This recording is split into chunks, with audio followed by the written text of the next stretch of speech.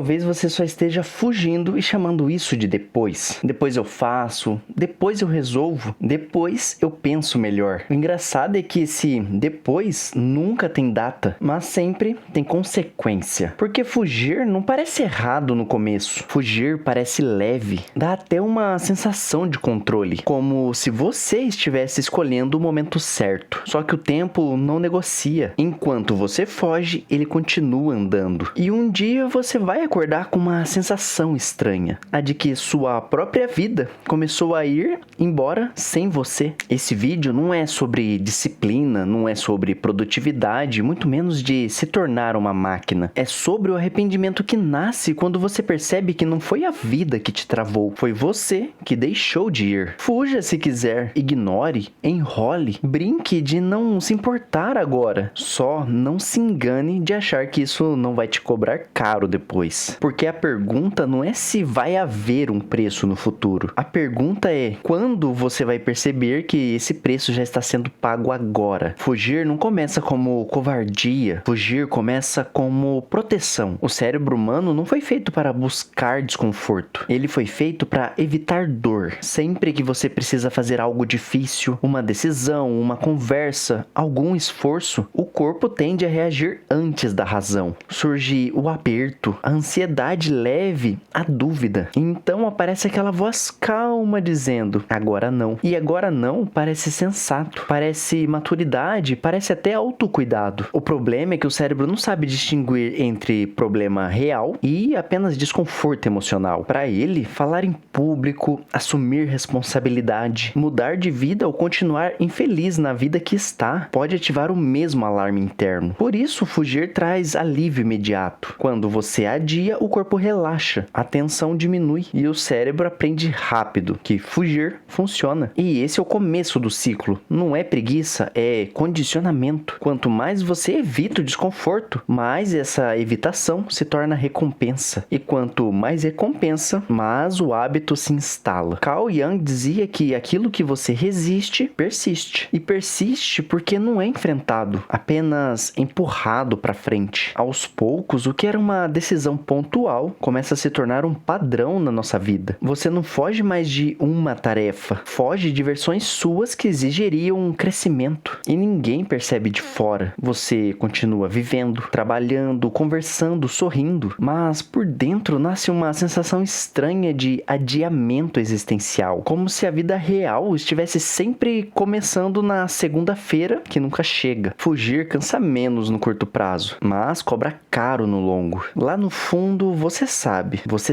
o que está evitando, sabe muito bem o que precisaria ser feito. E não é o ato de se esforçar, o esforço que te cansa, que te exaure. É o peso de saber e não agir. Por isso, tanta gente se sente cansada sem fazer nada demais. Não é falta de energia física, é conflito interno que foi se acumulando com o tempo. Fugir não vai destruir sua vida de uma única vez, catastroficamente. Ela vai corroendo aos poucos, como a água batendo no mesmo lugar. E quando você percebe, já não está fugindo do que precisaria fazer. Está fugindo do desconforto de admitir que está fugindo já há muito tempo. E o problema da fuga não é o que você deixa de fazer, é o que ela faz com a sua identidade. Cada vez que você evita aquilo que sabe que deveria fazer, algo pequeno se quebra por dentro. Não é visível, não é imediato, mas é acumulativo. Você passa a perder confiança não porque falhou, mas porque não tentou. E a autoestima não nasce do sucesso das vitórias. Ela nasce da coerência entre o que você sabe e o que você faz. Só que quando essa coerência se quebra repetidamente, cria uma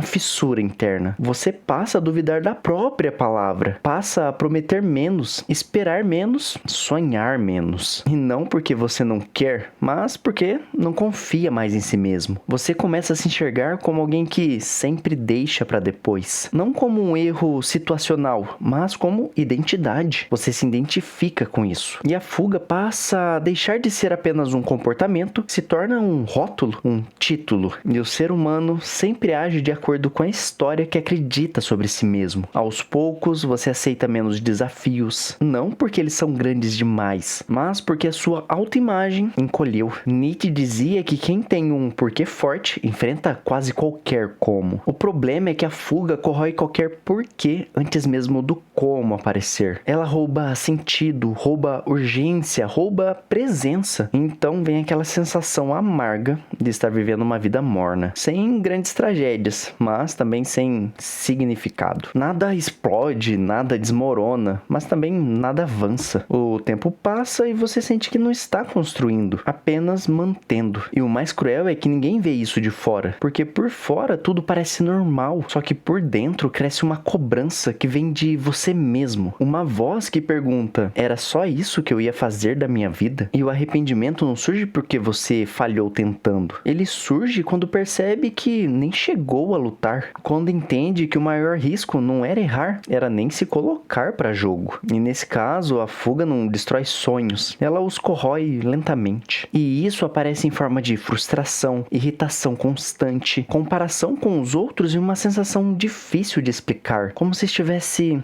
atrasado existencialmente. Não atrasado em relação aos outros ou ao mundo, mas atrasado em relação a quem você poderia ter sido ou se tornar. Mas vamos falar de algo bom.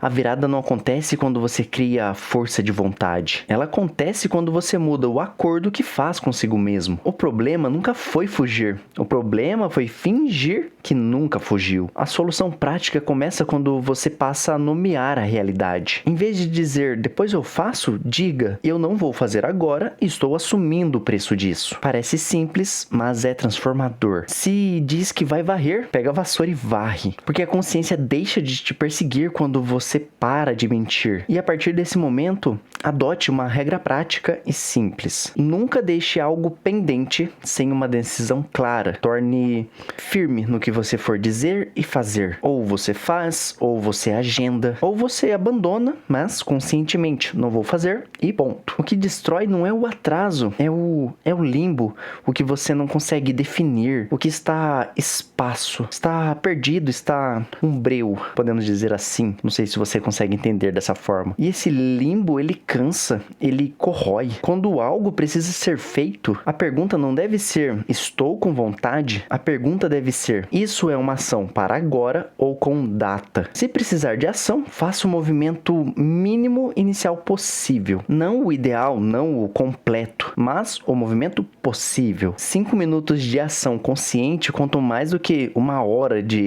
imaginada. Se precisa de data, coloque no calendário, ative um alarme no calendário com horário e não apenas uma promessa vaga. E se você também decidir não fazer, assuma isso, sem auto-engano. A culpa diminui quando há escolha consciente. A prática diária é simples. No fim do dia, escolha apenas uma atividade que vocês têm. No fim do dia, escolha apenas uma responsabilidade em que você vem evitando e resolva apenas o início dela, o comecinho. Não finalize, não precisa resolver tudo, apenas inicie, porque iniciar vai quebrar o ciclo da fuga. E a nossa mente não precisa de grandes evidências. E a nossa mente não precisa de grandes vitórias. Precisa apenas de evidência. Evidência de quê, você me pergunta? Evidência de que você faz o que você diz. E aos poucos, essa coerência interna começa a voltar. Até porque a autoestima ela não cresce com um aplauso externo. Ela cresce quando você volta a confiar na própria palavra. E quando você confia em si, o arrependimento perde força. Porque mesmo quando você adia, você sabe o porquê desse adiamento. Você não precisa se tornar disciplinado de uma vez. Precisa apenas parar de viver em débito consigo mesmo. Menos promessas, mais decisões claras. E é assim que a fuga vai perder o valor. E é assim que a fuga perde